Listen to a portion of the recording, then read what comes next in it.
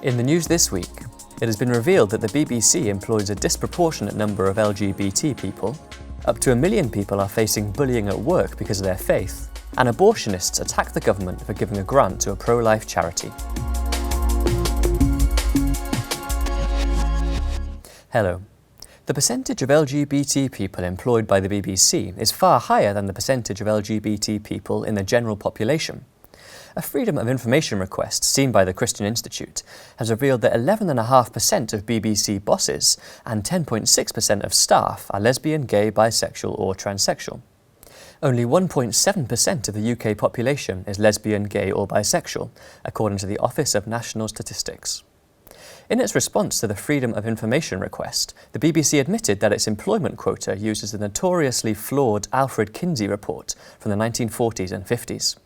The BBC is one of the few organisations in the world that is still using Alfred Kinsey's flawed figures. Our Office for National Statistics has found that only 1.7% of the population are lesbian, gay or bisexual, but the BBC's target is to have 8% of its employees to be LGBT. It's now even exceeded that, and it's now beyond 10%. And all of this reminds me of what Andrew Marr said some years ago, that the whole culture and staff of the BBC are out of step with the ordinary population.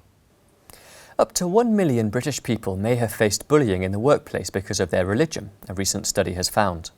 The Comres survey discovered that 3% of British workers, roughly 1 million people, have been personally discriminated against. Director of the Comres Faith Research Centre, Katie Harrison, said, "Some people told us they felt uncomfortable about mentioning that they pray. Or we heard of people feeling upset that religion was the butt of jokes."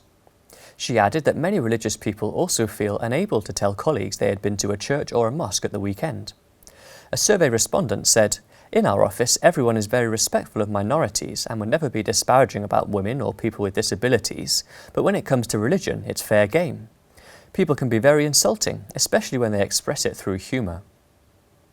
The government has committed to making it easier for transsexual people to legally change sex as part of a review of the Gender Recognition Act.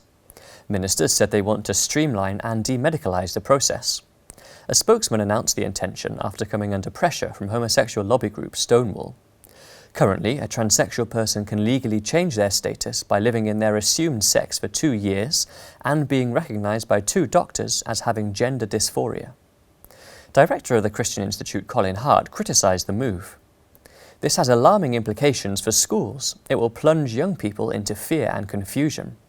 Permitting self-declaration of your sex would also be alarming for adults, as they use public lavatories and changing facilities. In places where this policy has been tried out, it has led to instances of sex crime, as men gain access to women's facilities by posing as a transsexual." And finally, a government grant to a pro-life charity has sparked a bitter campaign by one of the UK's major abortion providers. Life has been awarded £250,000 to help fund a project in London, which gives housing to pregnant women.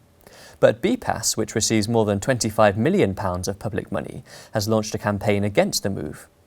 BPAS believes abortion should be allowed up to birth and is urging people to call on the government to review and provide urgent clarification on the funding decision. We spoke to Mark Bagwendin, Life's Senior Education and Media Officer, about the reaction from BPAS and the work that Life is doing. We are not surprised that we've had this backlash from the abortion lobby. We were sort of expecting it, although it's inconsistent with their take that they act in the interest of women. This money is actually going to go into helping vulnerable women. In fact, some of the most vulnerable women we have in society in West London. Lots of them are refugees, asylum seekers, they are from black, minority ethnic backgrounds, and they need support. We are going to use that money to support helpless, homeless women who are pregnant. Well, that's all for this week.